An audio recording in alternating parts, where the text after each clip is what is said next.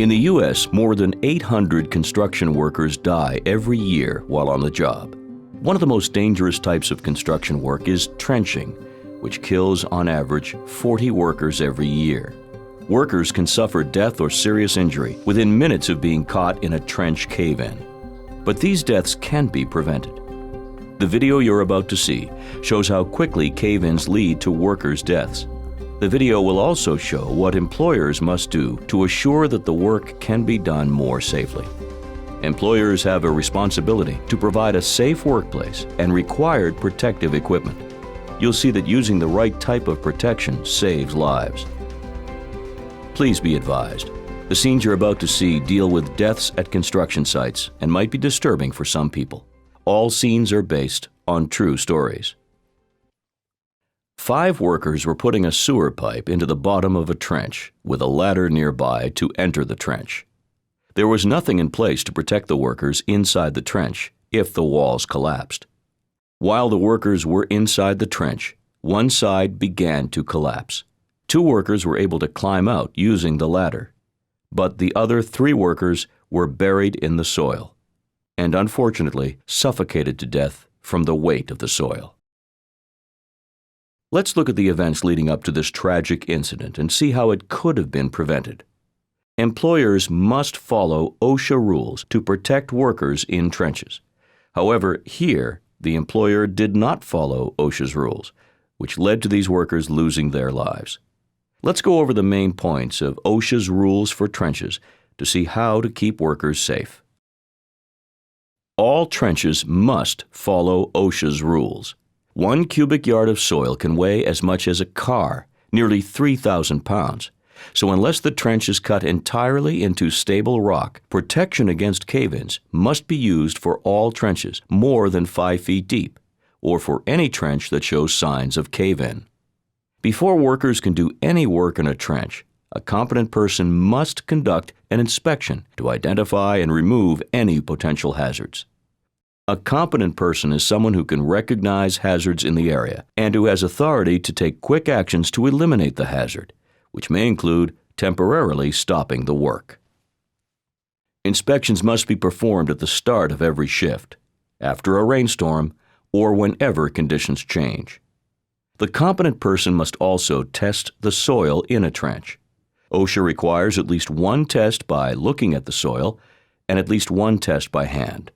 If a person knows the soil types, they can pick the right protective system to keep workers safe when they're in trenches.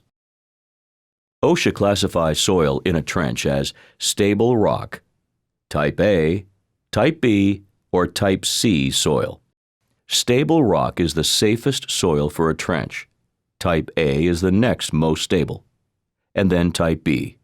And finally, Type C soil is the least stable. It's important to remember that trenches can have different types of soil based on depth and climate conditions. The competent person can choose from different protective systems for a trench, based on the types of soil found. For all trenches deeper than 5 feet deep, or for any trench that shows signs of cave-in, OSHA requires sloping, benching, shoring, or shielding to protect workers from cave-ins. Let's review each of these systems and then see how each one could be applied to the cave-in incident shown earlier. We'll look at sloping first. Sloping protects workers by cutting back the sides of the trench so the sides slant away from the trench. OSHA's rules identify the degree of slope allowed for each of the different soil types. When trenches are less than 20 feet deep, these are the basic maximum allowable slopes for each soil type.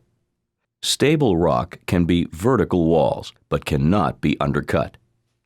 For Type A soil, OSHA requires that the walls be sloped 9 inches out for every 1 foot of trench depth. For Type B soil, OSHA requires that the walls be sloped 1 foot out for every 1 foot of trench depth. For Type C soil, OSHA requires that the walls be sloped 18 inches out for every 1 foot of trench depth. It's important to note that this kind of sloping can only be used for trenches less than 20 feet deep. Any deeper, and the protection must be designed by a registered professional engineer. So now, let's look at the workers in the original scene who were stuck in the trench as it started to cave in. But this time, the soil has been classified as Type B. The trench has been properly sloped, and the spoil pile is moved away from the edges of the trench. The trench walls are not caving in, and the workers are safe while they work. Now let's review the shoring type of protective system for trench workers. Shoring uses various support systems to prevent soil and the trench walls from moving. There are different kinds of shoring systems, but timber and aluminum hydraulic are the two basic types. Aluminum hydraulic cylinders are the most common type of shoring, and they are typically installed using spot bracing, plywood, or stacked methods. To install the shoring correctly, you must first determine the soil type. The type of soil and depth and width of the trench determine the maximum vertical and horizontal spacing used with the members of the shoring system. If we use our example of a 3-foot wide, 10-foot deep, 40-foot long trench in Type B soil, the shoring system being installed would need to include 12 strong aluminum vertical shores, with 6 on each side of the trench. These shores, also called rails, will be connected by hydraulic cylinders every 8 feet along the length of the trench. A hand pump pressurizes the hydraulic cylinders until they fit tightly within the rails. Now that the shoring is in place, let's look again at the workers in the trench at the beginning of the video. As before, the workers are laying a sewer pipe into the bottom of a trench. But now the shoring system prevents the trench walls from caving in and keeps the workers safe. Sloping and shoring are ways to protect the sides of the trench so they don't cave in. Now let's talk about shielding, which is a way to protect the workers when they're inside the trench. Shielding involves using trench boxes, also known as trench shields, or other supports to protect workers inside a trench from collapsing soil if a cave-in occurs. The competent person should pick a trench box that is right for the soil type and all other site conditions. A trench box has 2 large plates, which are held apart by 4 horizontal cross members. These plates, or shields, must be between the sides of the trench and the work area. The shields are strong enough to protect workers inside from a soil collapse. The shields can be 2 feet above the bottom of the trench as long as they can support the entire depth of the trench and there's no caving under or behind the shield. The top of the shield should extend at least 18 inches above the level of any materials that could cave into the trench. Trench boxes are typically used in open areas, but they can also be used with the sloping methods discussed earlier. So let's see how a trench box could have saved the workers that we saw at the beginning of the video. For our example, we'll assume that the workers are in a trench with Type C soil and no sloping, but working inside a trench box. This time, as the workers lay the sewer pipe into the bottom of the trench, they are protected from any possible cave-ins. This example shows the importance of employers following OSHA's excavation standards to ensure that workers are provided with a safe workplace. These types of construction deaths are preventable. The trench cave-in prevention measures shown here save workers' lives. Use these protections on the job. It could be the difference between life and death.